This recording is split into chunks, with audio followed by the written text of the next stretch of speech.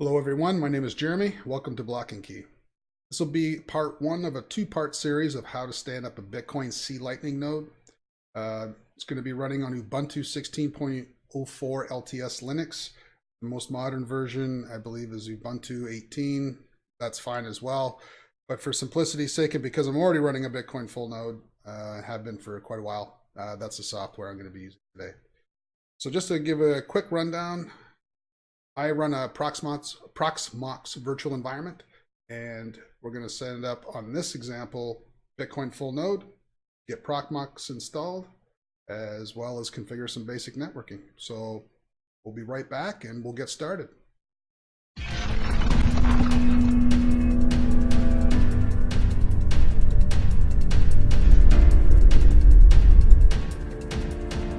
Block and Key. So this is Proxmox VE 5.3 has just been released. I've been running it for a while now. You can just go to proxmox.com to download the software. Again, this is open source and it's free.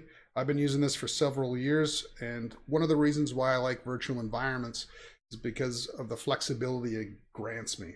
I can do live snapshots on the fly of a running server, and that way if I run into any troubles down the line, I can always do a simple restore. By running if you have a spare PC, I highly recommend installing it, giving it a try at least. But for running Bitcoin full node using Bitcoin Core software along with C Lightning, I can't see of a greater alternative for the home user. Just a little bit of networking advice. If you're going to do this, and I highly recommend to configure your home network accordingly. Most networks at home are like 192.168.0.1 is your gateway router, or .1.0. I would recommend trying to change that if you could possibly to like .5.1 or .10.1. Still a Class C network. That way, if you want to install OpenVPN, which will grant you access from the outside world and then connect into your home network, and then you can also use RPC, use your wallets, you can use mobile devices, laptops. You can tunnel into your home network and make Lightning transactions and validate them on your own node, which is quite nice. So with that, if you do change your networking, either way, on your router, you're going to need to have port 8333 port forwarded to your Bitcoin full node. And then you'll also need port 79735 port forwarded to your Lightning node. And so this is Proxmox. You can download it from here. Just click on the virtualization. This is the open source virtualization platform. You can download the software. Like I said, it's for free. There is a subscription service if you want. I just use the free version, which is fine. Free downloads right here. You just download the ISO image and then install it on your PC. This will need to be a PC that's going to run 24/7, 365. They're fairly affordable nowadays, PC to handle this. Like I was saying before, 64-bit CPU minimum and 8 gigabytes of RAM at least. You'll need a monitor temporarily just to install Proxmox. I'm not going to go into the details of the installation, but it's pretty straightforward. If you've installed an operating system before on a PC, it's pretty straightforward. And then once it's up and running, power it down. You can disconnect your monitor if you wish, and then just push the power button on your PC, and then you'll be able to connect to it by networking. So I'm going to show you how to do that in just a minute. Oh, and I forgot to mention, one other thing I like about virtual environments, especially with Proxmox, is for planning for future growth, if you will. Rather than buying a Casa node, which is perfectly fine for those that like to, you can buy the little standalone in a box Bitcoin Lightning nodes. That's fine. But if you run your own separate isolated virtual machines, you just get a lot more flexibility with Proxmox. You can install an open VPN on the same system. You can install web servers, file sharing applications. The list is almost kind of endless of what you can do with this software. So beyond that, You'll also probably want a uninterrupted power supply, UPS, just so that if the power goes out temporarily at your home, everything will keep running. So getting back to why I like to contain things separate. So my Lightning node is going to be on its own version of Ubuntu, and my full node is going to be on its own separate version as well. The reason is because there's some disadvantages to running Lightning at the moment. If you're not online and your node goes down, and even if you have a snapshot of a backup taken with this software, it's not easy to restore. There's a very good chance that you could lose your funds on a Bitcoin Lightning. And if you're to restore a backup due to hardware failure or migration, whatever the case may be, that channel state may be interpreted as an attack, and you could lose your funds in the channel. The only alternative, if you do have a hardware fail and you are running a Bitcoin Lightning node, is if you do have a backup or a snapshot with this software, you'll need to wait the 10 days or 14 days till all the other channels close that are currently active. And then hopefully, your channel partners haven't decided to try to take all your funds. The channels will close somewhat gracefully, and then your funds will be restored to your Lightning wallet. Now, last time I read, they are working as we speak on a way to allow for restoration of backups of Lightning. Whether or not that's going to come to fruition anytime soon, I'm not sure. But hopefully in the near future, that will be a possibility. And again, if you're on an environment like this, it makes it great. So you're going to be able to back up your Bitcoin full node to a USB hard drive. You can then back up your Lightning node to a USB hard drive. And in the case of any kind of hardware failure or disk failure, it doesn't matter what it is, you can restore these without having to lose funds. So it's going to be a very exciting time. One of the other advantages of running a Bitcoin full node separate from your Lightning node is that it's isolated. And this allows for future testing with other applications that may not have been invented yet. Maybe you want to run LND Lightning node. You want to try that on a different server instance. You want to experiment with C Lightning. There's all kinds of applications. And then you can pass all the RPC calls through your full node from your other systems. It's very nice and flexible that way.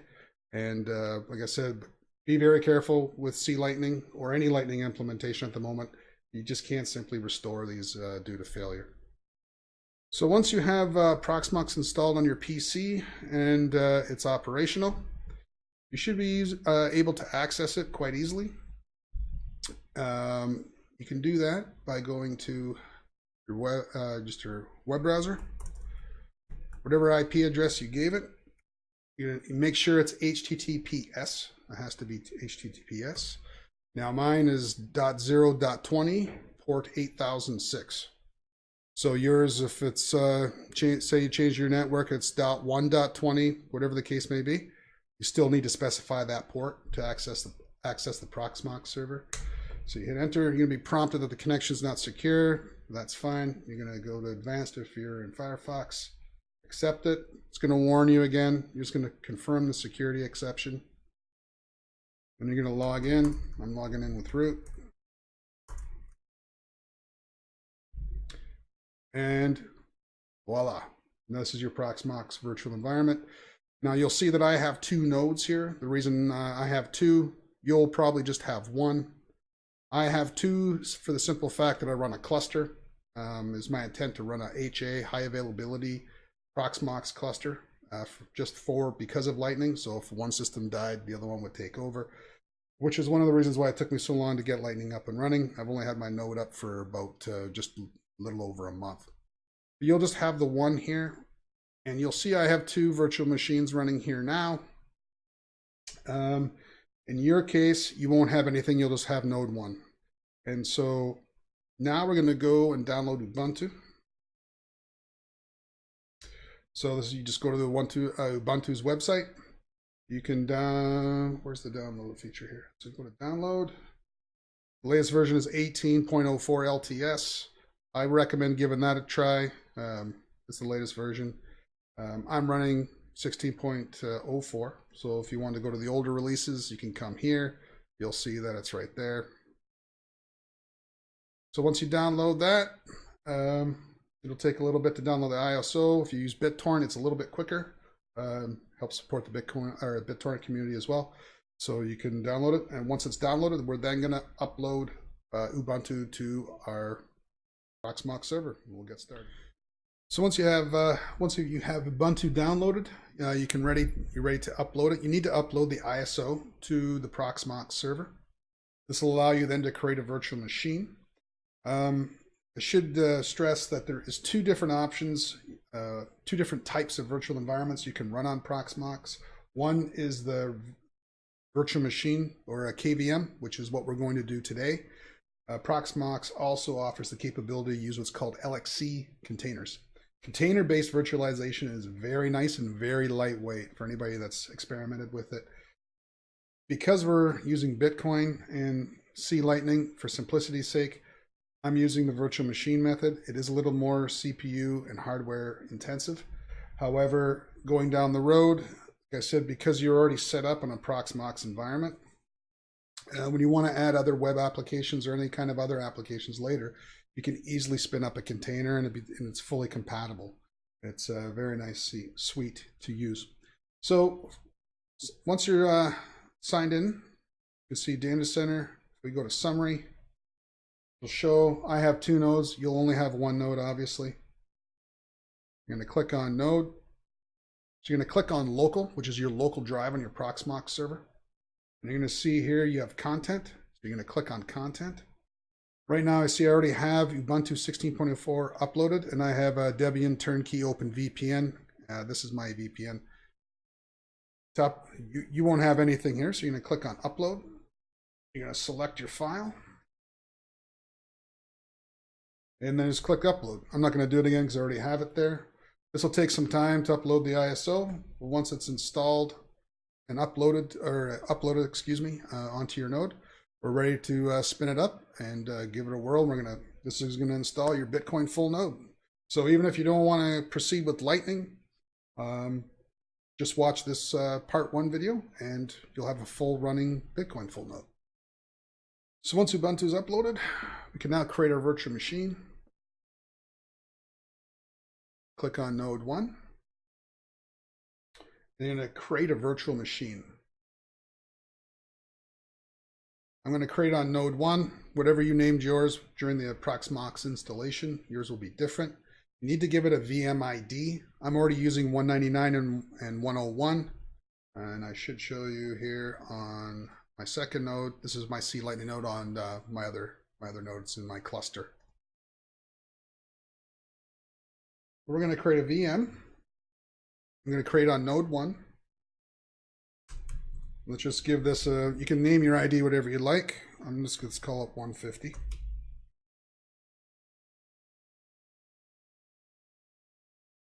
You can give it a name. Let's call it BTC full node.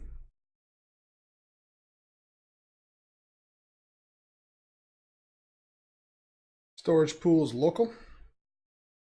Now, the reason is this is asking where to grab the OS from. It says use CD or DVD disk image. Ours is local because we've already uploaded the ISO.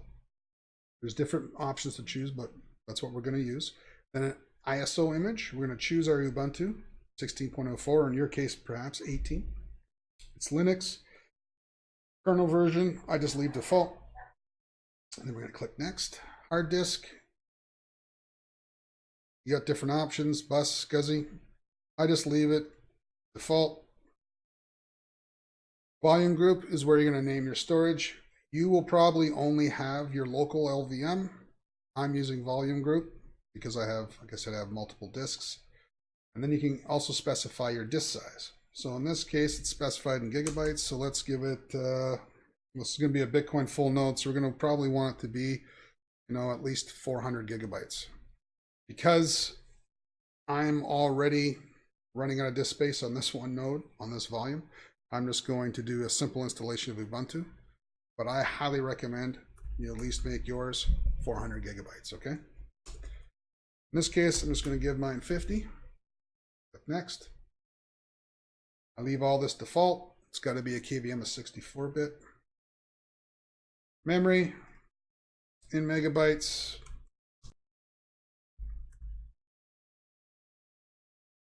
That's 4 gigabytes of RAM from your Proxmox system. Network, I just leave it the same. You have different options. You probably only have one if you have a gigabit Ethernet. The model, I leave this the same. I don't touch this at all. I just leave it whatever the default is selected here. You get to confirm, so it's just providing the details. You're going to grab your Ubuntu installation, 4 gigs of RAM, our name. It's going to use that Ethernet bridge, node 1. That is going to be my storage device. Hardware, I leave just everything default. Click finish, and voila. You'll see it'll pop up here. And now we can fire it up. So just click on it. It'll bring it up to status. You can provide notes in here once we get it all configured. In the meantime, you can right click and choose start. That's going to start the virtual machine. You'll see the CPU and the RAM will start to pick up. And the nice thing too with Proxmox, it has a built-in console. So if you're familiar with remote desktop or anything like that, you can just click on the console here and you will be connected securely and you'll watch it install. So I'm just going to pause this video, wait for this to boot up till login, and we'll continue from there. So now we're ready to install Ubuntu. Select your language, choose English, and click on Install Ubuntu. We can download updates while installing Ubuntu. Remember, you've already configured your network configuration during your Proxmox installation. So you might as well go ahead and enable that. We're not going to really need to install the third-party software for graphics and Wi-Fi hardware, simply because we just want the full node. I'm going to click continue. We want the default. We're going to erase the disk and install Ubuntu. It's just a brand new installation, so there's nothing to worry about. It's going to prompt you with a warning. Click continue. I'm near Toronto, so I'm going to click Toronto. Keyboard layout, pretty straightforward. Continue. Let's give it a name. I'm going to call it block and key. Let's shorten this up. It'll let me.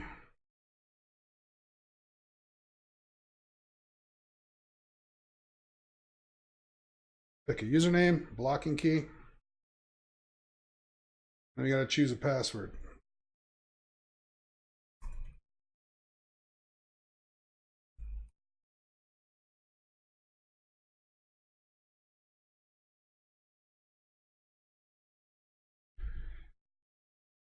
And I always choose to require my password to log in. Click continue.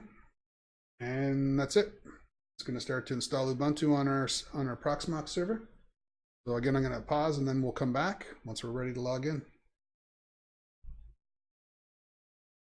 So once the installation is complete, you'll need to restart it, which is fine. Remember, we're still logged into Proxmox through our console, so to reboot. You don't need a monitor hooked up to Proxmox. We're just using the web UI.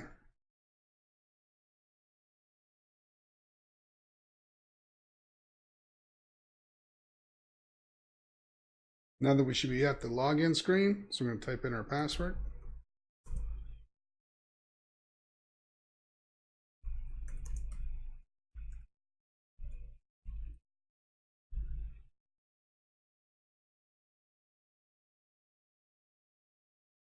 Takes a little bit, and it's a little bit slower than on a normal PC, just simply because it's in a virtual environment, but still works great nonetheless.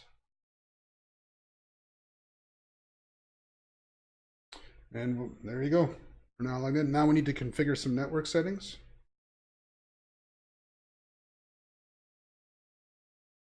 And of course, obviously, we're going to need to provide a static IP address.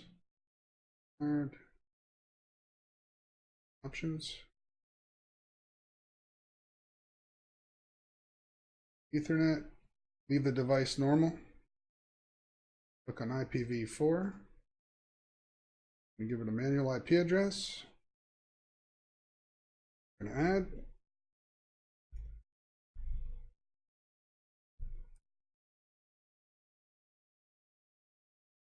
I'm going to give it an IP address of 55. Network mask.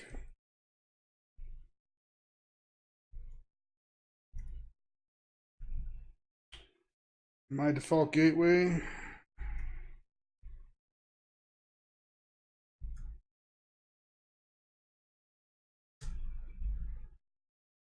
DNS server, which is my gateway router. I hit save. And I always like to confirm, just double check.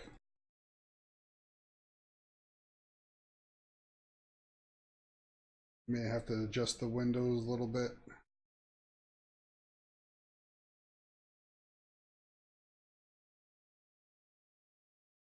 That's going to be our IP address, 24 net mask.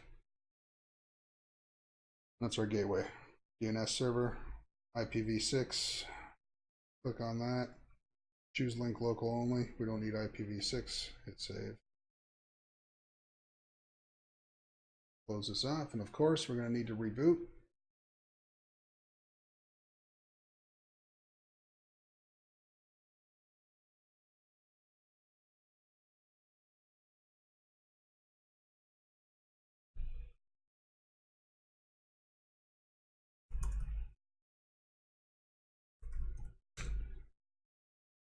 Once we're signed back in, now we can get ready to install Bitcoin Core software. So while that's loading up, this is the site that I recommend to install. The instructions here for 16.04, but again, it should be quite similar if you're using Ubuntu 18. And always use an LTS version, just because it's good for like 5 years. So here's some of the commands that we're going to be going through. In this example, we need to install the repository. I'm just going to copy this.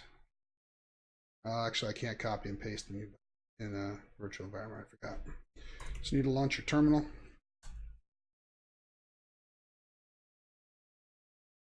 Just going to bring my instructions over to my other screen. So we're going to do sudo apt add.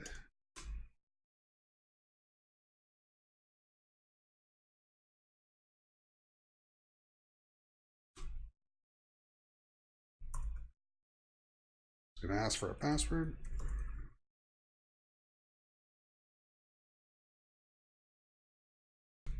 I just ignore the warning, say yeah. So now we have the repository installed. I recommend doing an apt update.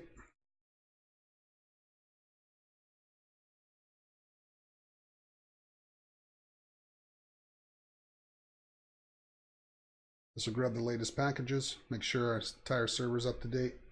Hopefully this won't take too long. Now we can install Bitcoin Qt.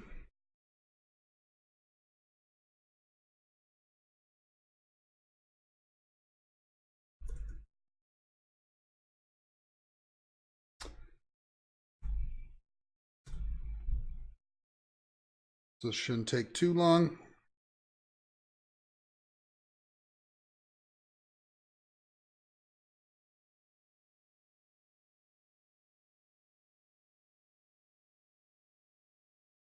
And that's it. So we have Bitcoin installed. We want to go confirm. There's our Bitcoin Core software. So before we launch it, there's a few other things I'd like to mention. One is you can also install the Bitcoin daemon. Bitcoin D is also recommended, but you can't run both instances at the same time. So when we install our Lightning node in the second part, we will require both. Really not so much Qt, but we definitely want Bitcoin D because there's commands in there that we need for C Lightning to work. So let's just go ahead and install Bitcoin D at the same time.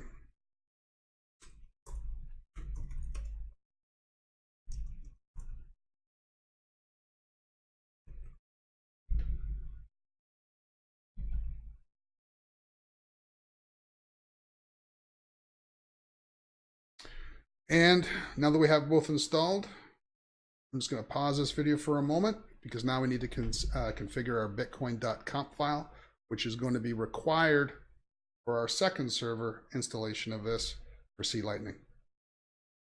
Okay, so now that we're ready to create our config file, so I'm just going to clear this here.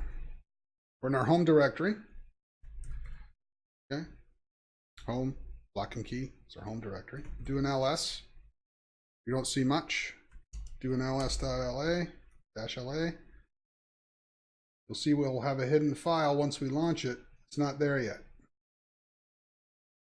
It's .bitcoin. So because we have Bitcoin Qt installed, you do not have to run it the graphical version. You can run Bitcoin Qt from the command line in server mode. So to do that, we're going to issue this command.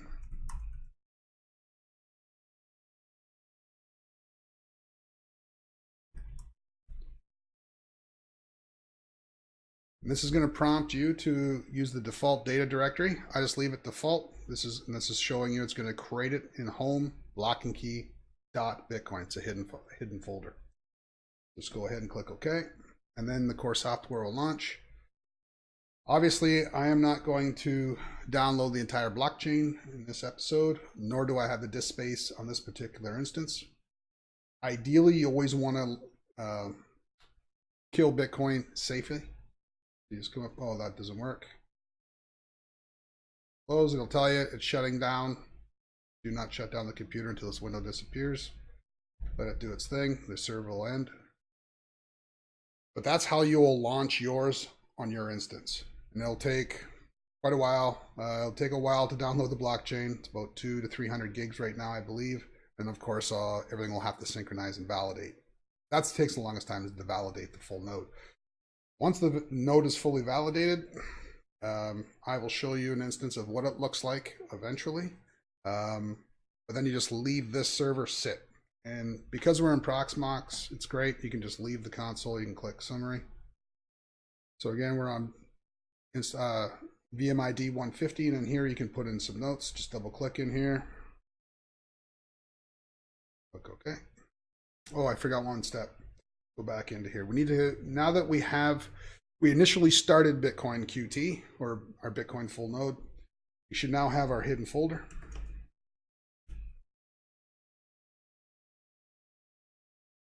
And there it is. We need to create our config file. Very, very important. This allows for RPC calls to be passed through from our C Lightning node. Let's just go ahead and change directory into that.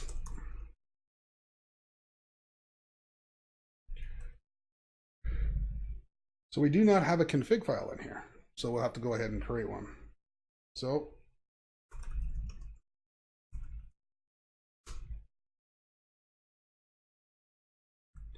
now we have a bitcoin.conf file. So you can use vim.timmy, you can use nano, whatever you like. Oh, I can't copy it in. That's right, I forgot. Keep forgetting that. This is what you're going to want.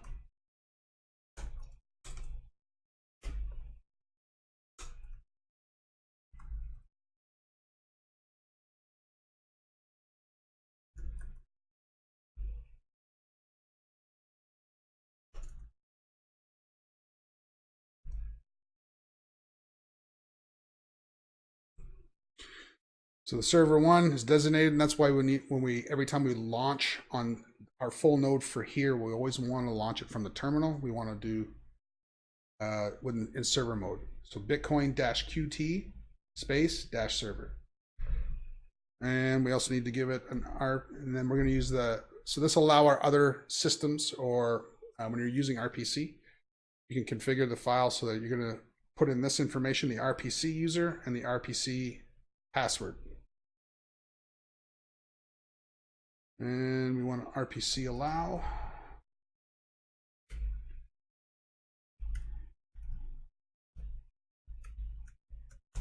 Now this IP address is what I'm going to use in the second video. This is what's going to be running our C Lightning. So basically what we're saying here is, okay, allow RPC calls from another system that is using this user with this password and only accept connections from this server with this IP address. And then we also need the RPC port.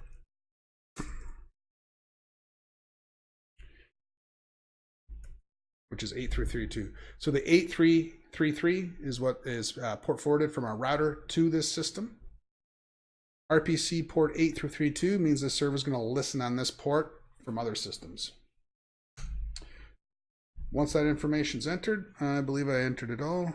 Server, RP allow. You can hit escape and then shift ZZ, which will get you out. And if we want to just double check, let's do conf, and there you go. Now, when you launch the server again, that's the command you're going to launch it from. And that config file should now be implemented. Again, I'm not going to download the entire blockchain. Don't have the disk space. Now, there you go. You just leave that sit and close the terminal. Your instance of Bitcoin Core will be running. You can just leave it. Because we're in Proxmox, you can just leave. You don't have to use the console again. Also, you can SSH into this system.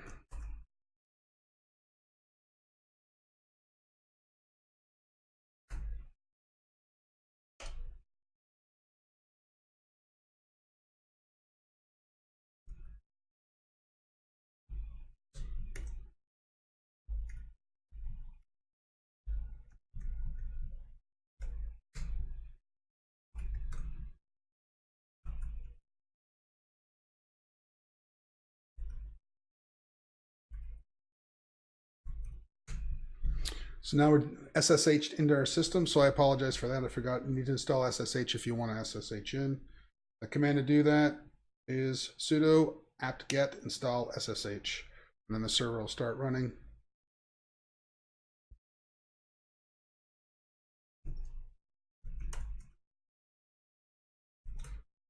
There you go. So now you can launch Bitcoin from here if you like. I wouldn't recommend it. I always recommend doing it from the console.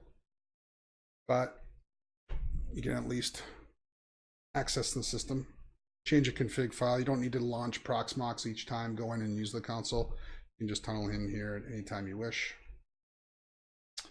And that should be it for now. I'm going to pause this and we'll conclude and get ready for our part 2 with C Lightning install. So there you have it. We now have a fully operational Bitcoin full node running on a virtual environment on Proxmox. And again, I can't stress this enough. It's if you're going to set up a full node and you're going to have the hardware and the resources to do it, you might as well install Proxmox. As we get into Lightning, it's very convenient and to have that flexibility to add other systems at will. We don't know what the future is going to bring. There may be additional developments that'll give us the capability to use our Bitcoin full node. Again, we can back that up with snapshots, which I should probably show you real quick before you go. But if we come here back into our full node, click on summary, click on data center, and here you can set up your backup options. There's a way to back up. I already have some of mine already established. I'm not going to go into details on how to do that, but it's pretty straightforward. Then you simply set up a backup schedule. So when you click on backup here, you want to add a new schedule, a window will pop up. Local storage, mine, once you have an external USB drive mounted, for example, you would choose it and you would be able to back up your full node. It's very convenient and it allows you to restore your full node with ease. Whether or not you want to get into Lightning, this tutorial should give you a good example, even just running a full node. So feel free to experiment. If you have any questions or comments, or you have any problems installing this or getting your full node to work, please leave a comment below and I'll do my best to try to get back to you. As for my Lightning node, you can check us out here. This is 1ML. It's a great site. We're already up to 5,345 nodes. I think when I got on here was a lot less. But you can check us out, Lock and Key. And if you already have a Lightning node, you like this video, please feel free to connect. There's my public key, my IP, and I only have about 10 active channels now. Not a lot of funds, but please check us out. I hope this was helpful to you, and we'll see you in part 2. Take care. Have a great day. Bye now.